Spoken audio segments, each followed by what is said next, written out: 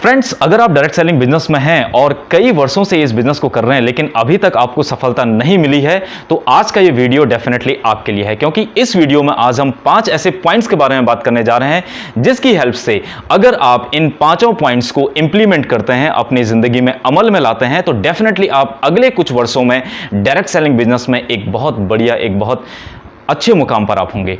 तो फ्रेंड्स, बिना कुछ देरी किए हुए चलिए शुरू करते हैं।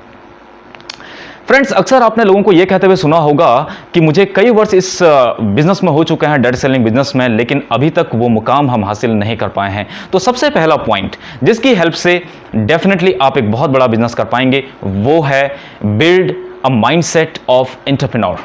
इसका क्या मतलब है? देखिए, आपको एक एंटरप्रेन्योर की तरह आपको सोचना होगा। यानी कि एंटरप्रेन्योर क्या होता है? जो अगले 1 महीना, 2 महीना, 3 महीना या 6 महीने के लिए नहीं सोचता है। उसकी सोच होती है 1 साल, 2 साल या हो सकता है 5 साल के बाद। मैं आपको कुछ एग्जांपल्स के थ्रू बताना चाहूंगा।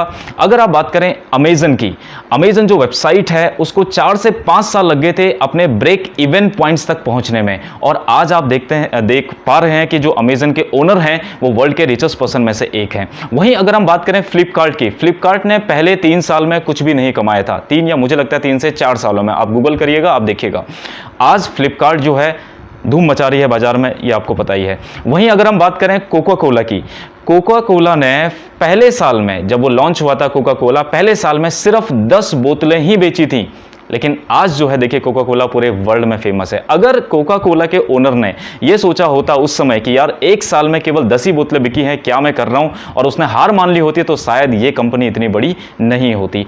तो मैं आपसे कह रहा हूं कि आपको एक एंटरप्रेन्योर का माइंडसेट आपको लाना होगा। यानी कि आपको तुरंत सक्सेस मिल जाए, इसको अपने दिमाग से निकालना होगा। आपको स्टेप बाय स्टेप सक्सेस के लिए अपने आप को रेडी करना होगा। तो इसे हम कहते हैं building a mindset of entrepreneur. Friends, आइए दूसरे पॉइंट के बारे में बात करते हैं। वो है आप लीजिए एक लॉन्ग टर्म विजन। अभी लॉन्ग टर्म विजन का क्या मतलब है? देखिए, इस बिजनेस के थ्रू आप क्या करना चाहते हैं, आप क्या हासिल करना चाहते हैं लाइफ में, ये आपको समझना होगा, ये आपको खुद से पूछना होगा।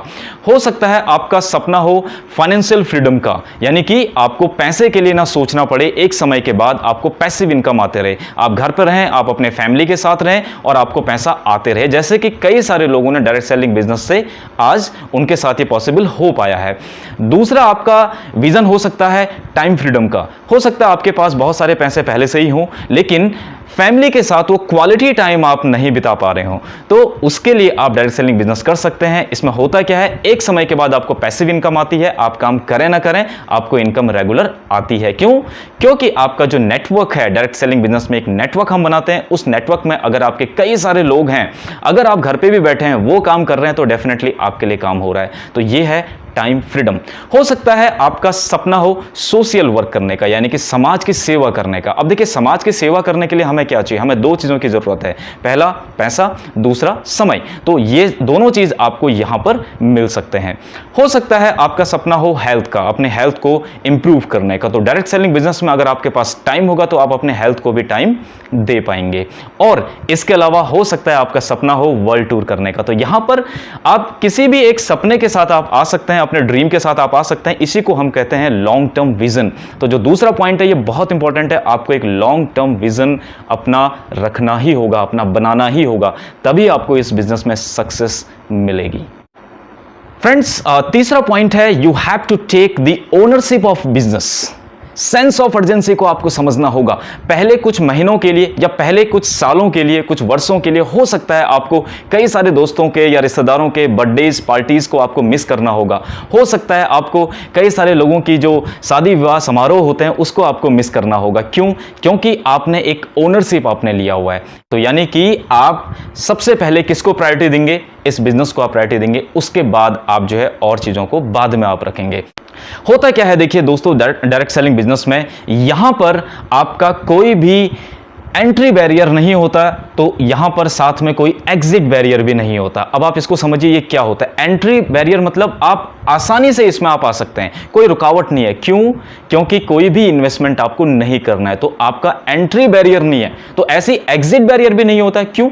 क्योंकि आपने इसमें निवेश नहीं किया है, बहुत सारा पैसा आपने नहीं लगाया है, तो हो सकता है कुछ समय के बाद आपके कोई दोस्त आए और आपसे कहें यार तू ये क्या कर रहा है ना, ये कैसा बिजनेस आप कर रहे हो, तो आप उसकी बातों में इन्फ्लुएंस होकर हो सकता है इस बिजनेस को आप छोड़ दें या इससे आप बाहर हो जाएं, क्योंकि इसका एग्जिट बैरियर भी इसमें कुछ भी नहीं है, बहुत आसान है इस बिजनेस से बाहर होना। तो आपको वहां पर थोड़ा ध्यान रखना होगा, आपको एक ओनरशिप आपको लेनी होगी इस बिजनेस की। तो this is very important third point. चौथा पॉइंट है दोस्तों, आप जिस भी कंपनी में हैं, डायरेक्ट सेलिंग के जिस भी कंपनी के साथ आप जुड़े हुए हैं, उस कंपनी के प्रोडक्ट्स और बिजनेस प्लान को आपको सही से आपको समझना है।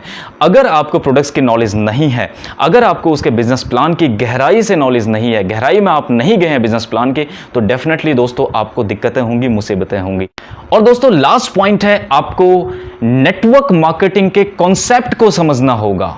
आपको मैं बताना चाहूंगा 2016 से पहले नेटवर्क मार्केटिंग की कोई एक डेफिनेशन नहीं थी, लेकिन 2016 में गवर्नमेंट ऑफ इंडिया ने नेटवर्क मार्केटिंग को यानी कि डायरेक्ट सेलिंग को एक लीगल डेफिनेशन उसे दी है। आप जा सकते हैं गूगल में, आप वहां पर लिख सकते हैं कि definition of direct selling according to government of India, तो आपके सामने एक वेबसाइट खुलेगी मिनिस्ट्री ऑफ कंज्यूमर अफेयर्स की, consumeraffairs.nic.in। उसमें आप देखिए डायरेक्ट सेलिंग की डेफिनेशन क्या है। Government of India direct selling की डेफिनेशन को कुछ इस तरह से डिफाइन करती है, it is a distribution of goods and services through the network of direct seller, यानी कि यहां पर आपको एक नेटवर्क बनाना होता है। ये डेफिनेशन बन चुकी है legal definition according to government of India. तो फ्रेंड्स यहां पर इस कॉन्सेप्ट को आपको समझना होगा, ये कैसे काम करता है। तो फ्रेंड्स अंत में मैं आपको इतना ही कहूंगा, इन पांचों पॉइंट्स को आप प्रैक्टिकली आप इसको इंप्लीमेंट करिए अपने लाइफ में। और लास्ट में मैं आपको एक चीज बताना चाहूंगा, ये एक बीज है, डायरेक्ट सेलिंग एक बीज है जिसको आप लगाते हैं, उसके बाद ये छोटा सा पौधा होता है, पौधे के बाद थोड़ा बड़ा पौधा होता है, उसके बाद ये पेड़ बनता है, उसके बाद इसमें फल लगते हैं। ये ऐसा नहीं है कि आज आपने इसको बोया और कल ही से आपको फल देने लगे, ये ऐसा बिल्कुल भी नहीं है। तो फ्रेंड्स आई होप कि आज का वीडियो आपको पसंद आया हो। फ्रेंड्स अंत में सिर्फ इतना ही कहूँगा, कोशिश करने वालों की कभी हार नहीं होती, बिना कुछ किए जय जयकार नहीं होती। थैंक यू वेरी मच दोस्तों। अगर आपको वीडियो पसंद आया हो तो लाइक, सब्सक्राइब और शेयर जरूर करिएगा। आप सुन रहे थे अरुण सिंह राणा को। Thank you very much.